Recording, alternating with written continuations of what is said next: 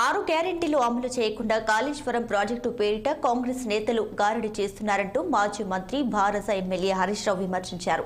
Assembly media point వద్ద ఆయన మాట్లాడారు. నీటిపారుదల శాఖపై శాసనసభలో ప్రభుత్వం ప్రవేశపెట్టినటువంటి శ్వేతపత్రం పూర్తిగా తప్పుల తడకని మండిపడ్డారు.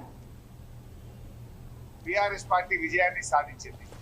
ఎందుకంటే మేము కేఆర్ఎంబీకి ప్రాజెక్టులు అప్పజెప్పి వస్తామని చెప్పి జనవరి 17వ తేదీన ఫిబ్రవరి 1వ తేదీన కాంగ్రెస్ ప్రభుత్వం ఒప్పుకొని వచ్చింది.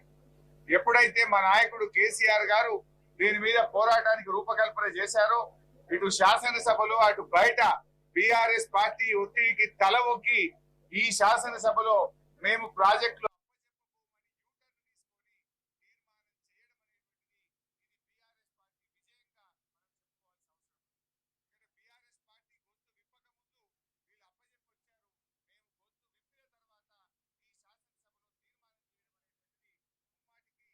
పోరాట ఫలితం బీఆర్ఎస్ పార్టీ విజయం. అయితే ఈ శాసనసభ సమావేశాల్లో మా సభ్యులు కూడా మరి చాలా వరకు 6 గ్యారెంటీల అమలు విషయంలో బడ్జెట్ లో వారు పెట్టినటువంటి దాన్ని గవర్నర్ ప్రసంగానికి మీద గాని మాట్లాడినప్పుడు చాలా స్పష్టంగా ఎత్తి చూపడం జరిగింది. ఈ ప్రభుత్వం ప్రజలకు ఇచ్చిన హామీలను ఏ రకంగా విస్మరిస్తుందో